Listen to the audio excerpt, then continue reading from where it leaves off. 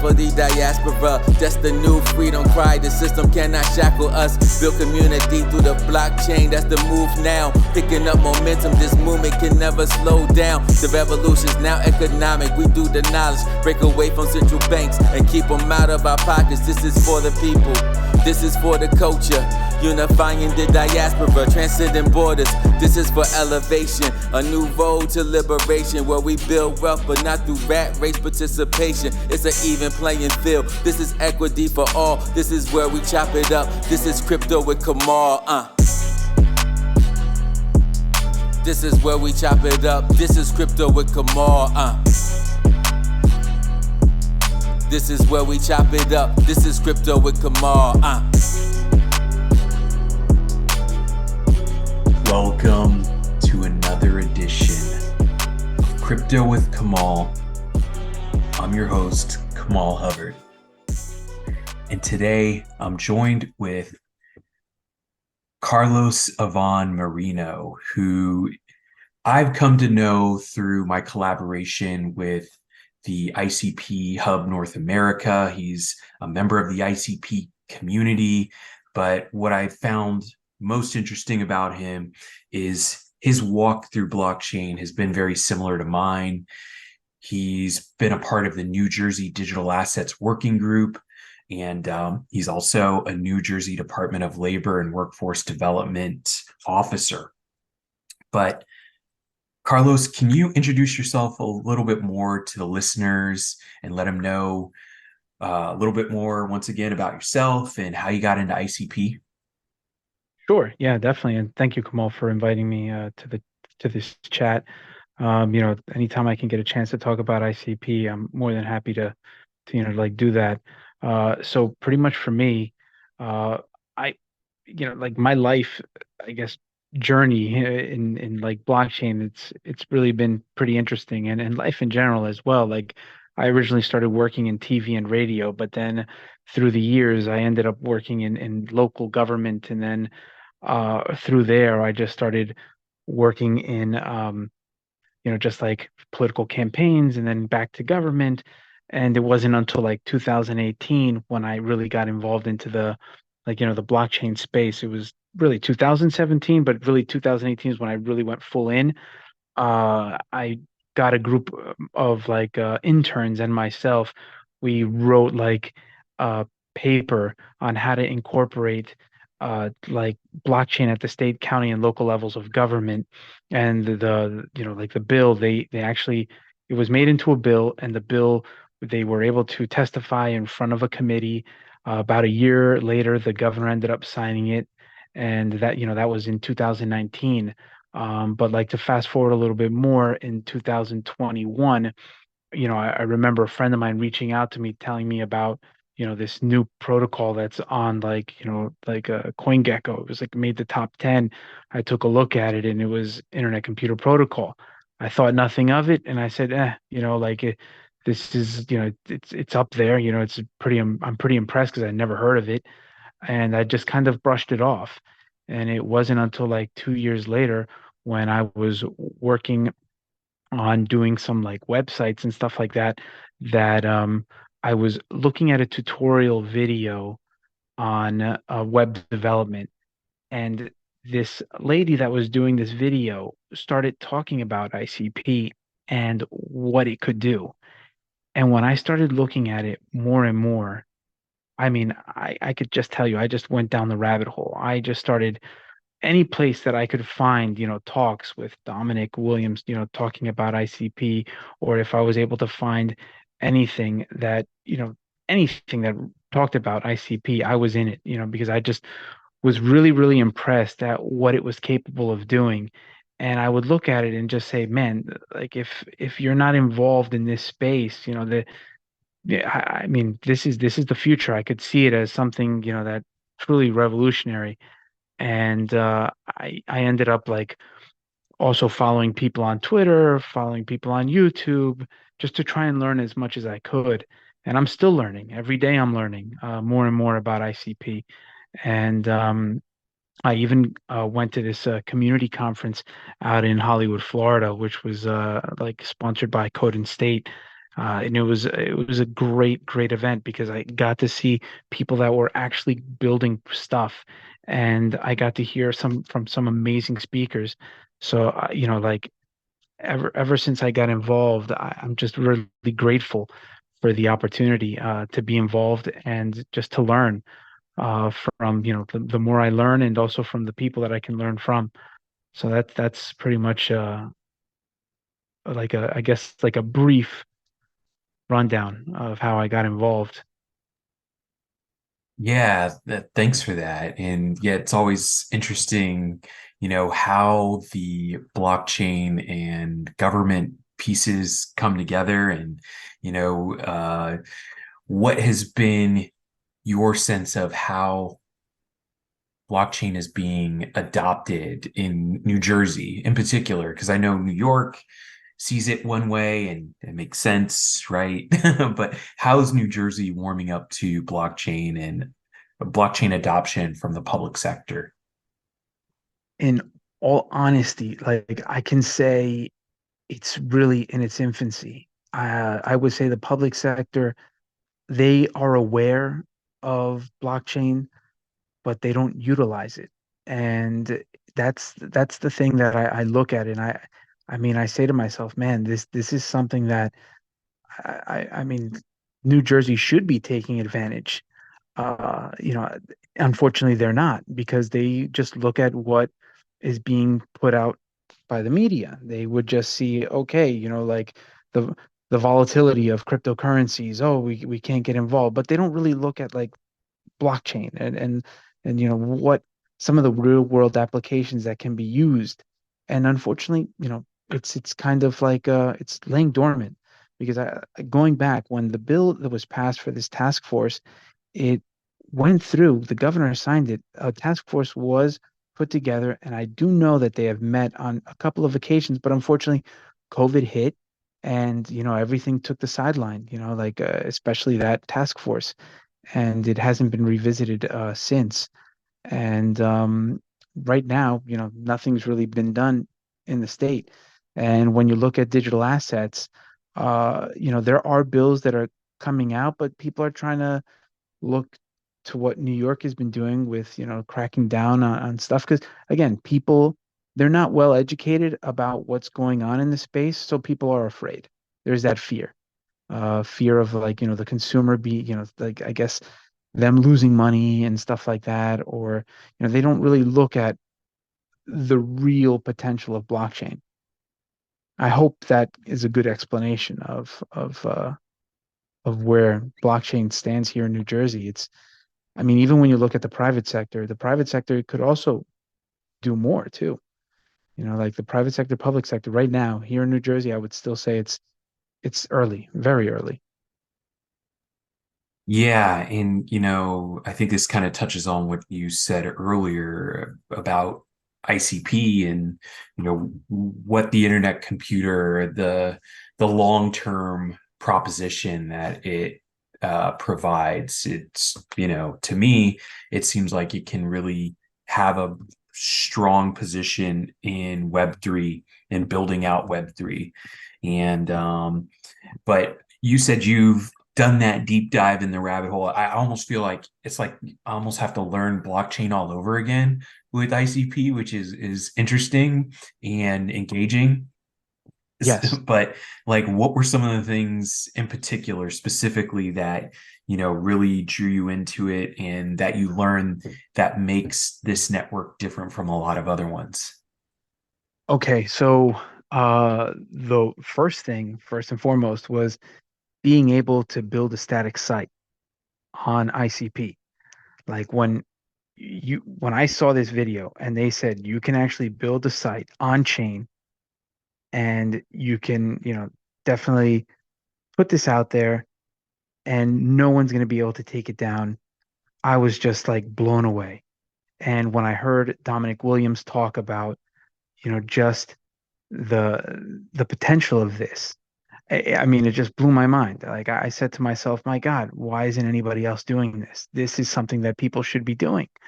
When you talk about censorship and the whole idea of a decentralized cloud, a crypto cloud, that also got my attention.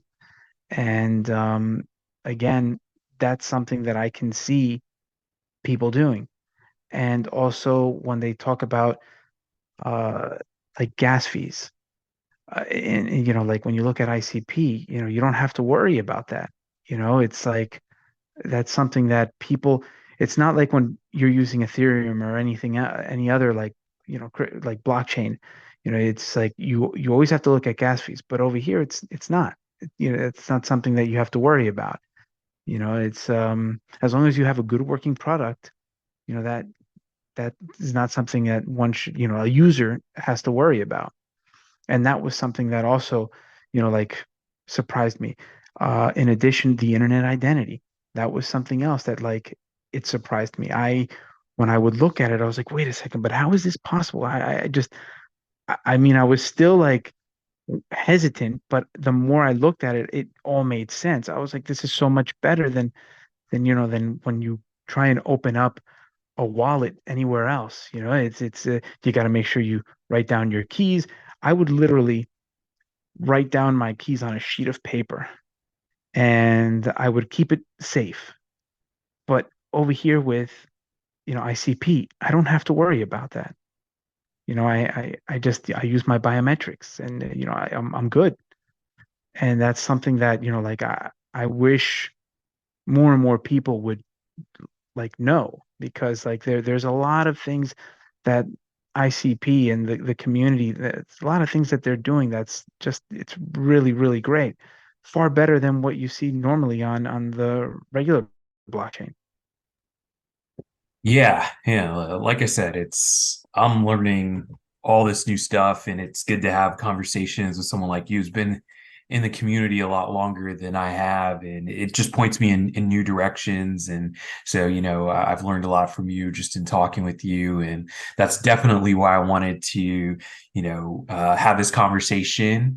And I'm still, like I said, operating on a surface level, and I want to convey information that's like not too overly technical yet and Of course. expose as many people and inspire people to want to look into the internet computer themselves too. So I just really like that this is like a global community, and you have hubs operating around the world to get people to build and learn more. So,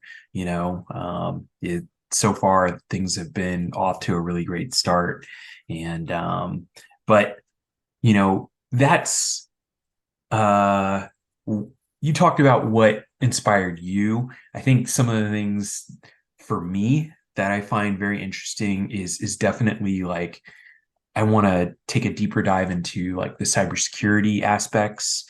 Obviously, the on-chain crypto cloud concept is very intriguing, but I think the integration of the Bitcoin blockchain and down the road the Ethereum blockchain to make ICP as this orchestrator, of Yes. all these other blockchains, to me is really where I'm like, wow, okay, that's pretty interesting.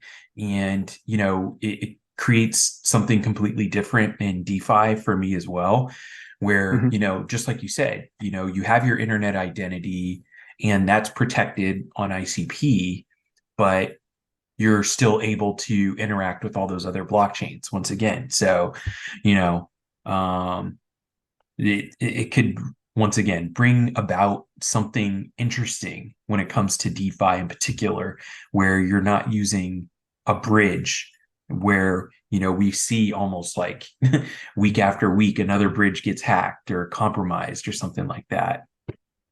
Yes, that's true. That is true. And when you talk about CKBTC, that's also another thing that, when it rolled out, it was amazing. It was great to see something like that happen. And then also the thing that I look at is how ICP is being accepted in other parts of the world. I mean, of course, over in Switzerland, you look at the city of Lugano, it was great that with the partnership that was done recently. But what I found amazing was, I mean, when you take a look at the app that they have, you know, you can pay for services. on this application. City services. You can go to shops and you can shop, and this is all using, an app with that's using ICP, and now they're integrating CKBTC. So it just goes to show you that if a city like this in Europe can do that, being here in the States, why can't states or the country itself, try and look at what ICP is doing and use that to kind of move the country forward when it comes to like blockchain policy. You know, being in the public sector, there's a couple of answers or ways ways to answer that question, but I actually want to take a couple steps back. So you mentioned Sure. CKBTC, that is Chainkey Bitcoin or Chainkey Yes. BTC. So can you explain just your understanding of what that is and how it works for everyone listening? Sure. So the way that I look at, or from what I've learned on about CKBTC, is that, it's chain key cryptography. So it's um when you have Bitcoin, and if you were to try and work with any other blockchain, it's you've got to go through a bridge. However, with chain key, what happens is that there is like a canister that you can deposit your Bitcoin, and you get this Bitcoin clone, which is a Bitcoin twin, and that is termed as CKBTC. So you're not really going through a bridge or getting something that's like a wrapped Bitcoin or wrapped Ethereum. It's like a clone. And you know, you when you're trying to do any sort of transaction, if you're working on the Bitcoin network, it's going to take you, over 15. I'm saying 15 is being nice, but you're going to be waiting a long time for a transaction to go through. However, with CKBTC, your transactions are going to be very, very fast.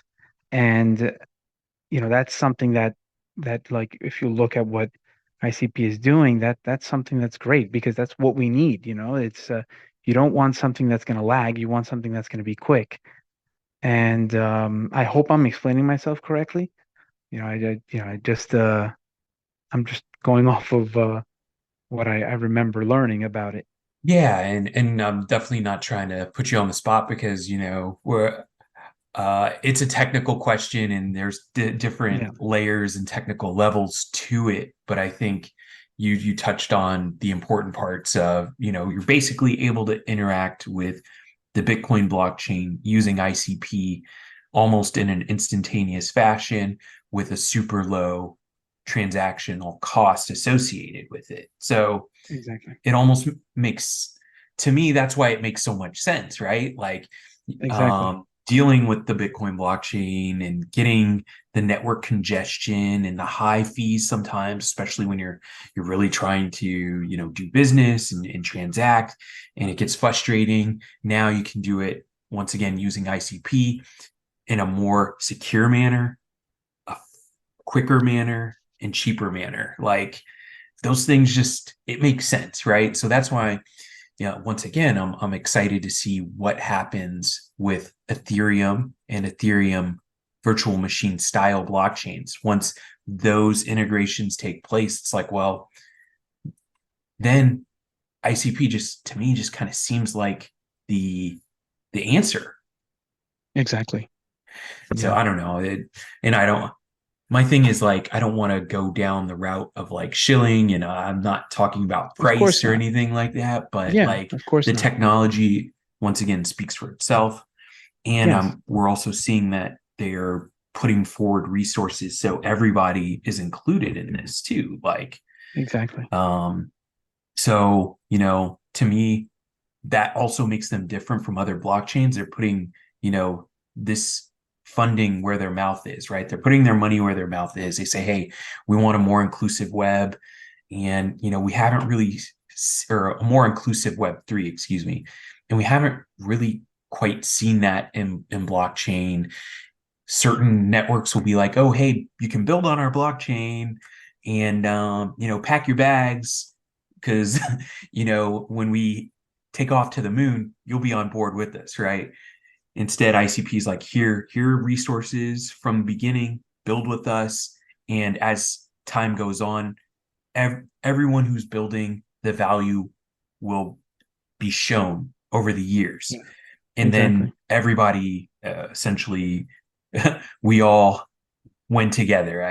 I'm not using the WAGMI term quite possibly the right way there, Yeah. but you know where I'm going with it. Yeah. But yeah, So I definitely, yeah, I see ICP, like from when I first learned about ICP, it was more of just hearing about it, seeing things, but just thinking nothing of it. I never really gave it a chance.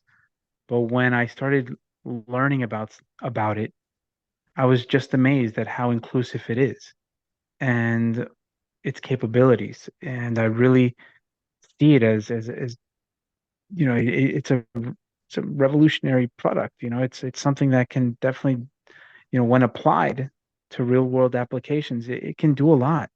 It can do a lot, and especially when you talk about cybersecurity. In terms of cybersecurity, when you can build something that is not going to be taken down, that's great. Especially if you look in the news with things that are going on, like with I guess people being hacked, data being stolen. This is something that can be used to prevent that.